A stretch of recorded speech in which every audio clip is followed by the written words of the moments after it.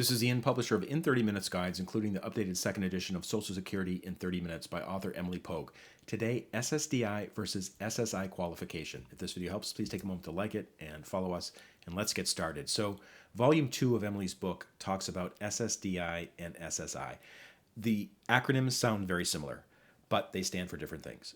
SSDI is Social Security Disability Insurance. This is a program for people with a work history with SSA, with the Social Security Administration, and you are disabled. Those are the two big qualifications. Emily's book contains more information about what those qualifications are and how they work out.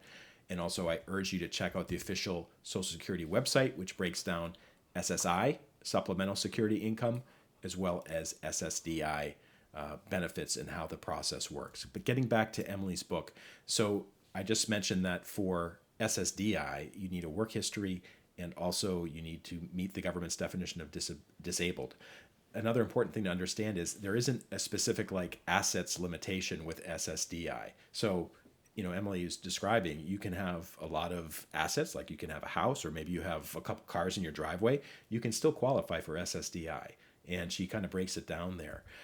SSI, by comparison, supplemental security income, it's a different set of qualifications. The disability part of it is the same, but the other part of it is low income and have limited resources, and you're over age 65 or blind or disabled.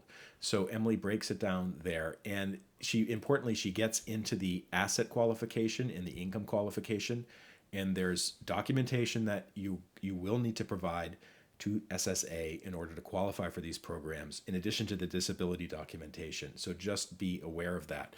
The other thing that Emily gets into in the book is she talks about getting back to work, and also sometimes the Social Security Administration, they encourage people who are receiving either SSDI or SSI checks every month to go back to work. And they have a whole bunch of programs that are related to that. And of course, some people, they may never go back to work because the disability is too severe. But in other cases, there may be some sort of opportunity or one of the programs that SSA maintains that allows people to go back to work. So just be aware of that.